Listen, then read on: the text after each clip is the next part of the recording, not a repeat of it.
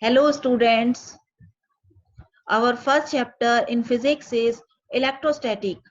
In electrostatic, we will study about electric charge and fields. Electrostatic means charge at rest.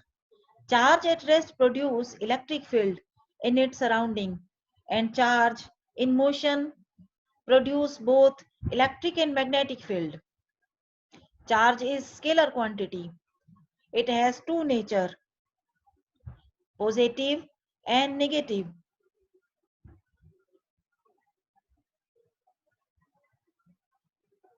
Positive nature means deficiency of electrons and negative means excess of electrons. It is denoted by symbol Q. SI unit of charge is coulomb and smaller unit in CGS system is state coulomb or ESU. 1 coulomb is equal to 3 into 10 raised to power 9 state coulomb. Magnitude of charge on each electron and proton is E is equal to 1.6 into 10 raised to power minus 19 coulomb. Now there are three methods to produce charge. Process of charge by rubbing or frictional electricity, by induction and by conduction. Induction means without touching or without contact, and by conduction that is actual contact. Now we are explaining about first method by rubbing. When we rub two insulating substances against each other, we provide energy which is used in removing electrons from one substance having lower work function to other having higher work function. Mass also changes due to transfer of electrons, but in very small amount.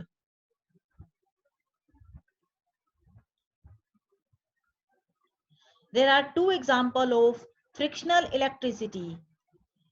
First, when a glass rod is rubbed with silk cloth, it becomes positively charged and silk becomes negatively charged. When an ebonite rod is rubbed with animal fur or wool, rod becomes negatively charged and fur becomes positively charged. Now second method is by induction. Permanent net positive or negative charge can be produced on an uncharged metal or conducting object without touching it with charged object, which is explained by the diagram. Charging a glass rod by friction and then producing negative charge on a metal sphere by induction.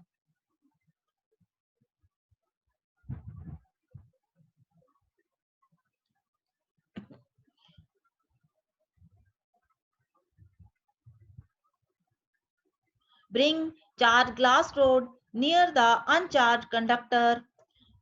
Negative charge will shift towards the positively charged glass rod and positive charge will move far away. Now if it is connected by earth, electron from earth move to the conductor and neutralize it. And now after removing glass rod, it will be positively charged. It will be negatively charged and negative charge will be uniformly distributed over the conductor. Now induction in insulator. In an unpolarized atom, center of positive charge nucleus and negative charge electron is at the same place. If we bring positively charged rod near the conductor or near the insulator, center of negative charge and center of positive charge will be separated. Now if we bring a negatively charged comb after rubbing with dry hair is brought near the paper piece, attract it without touching. Now next method By conduction. If a charged glass rod is touched with metal sphere, then some charge is passed to sphere but remains with a small region of insulating or non-conducting sphere. Now basic properties of charge.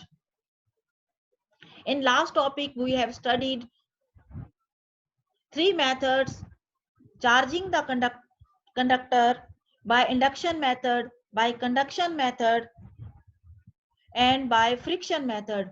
Now next topic is basic properties of charge. First property we are discussing about quantization. The charge on an object is always an integral multiple of electronic charge. Q is equal to plus minus Ne, where N is integer. Now our question is, can a body have a charge of 1.8 into 10 raised to power minus 18 coulomb? Now we are using formula Q is equal to Ne. Substitute value of Q and E, find the value of N. Now solving, we find N is equal to 11.25. N is not an integer. It means charge is not possible. This property is meaningful only at microscopic level, where the charge are of order of few tens or hundreds. The property can be ignored. Now next property is additive. Total charge on a body is the algebraic sum of all charge present at different point on it. Total charge. Consider object having charge minus 3q and plus q. Now total charge minus 3q plus q is equal to minus 2q. Now next property is conservative. Total charge of an isolated system always remains constant or conserved. For example, pair production. When a gamma ray photon hits a heavy nucleus, electron-positron pair is produced. Next, annihilation of matter.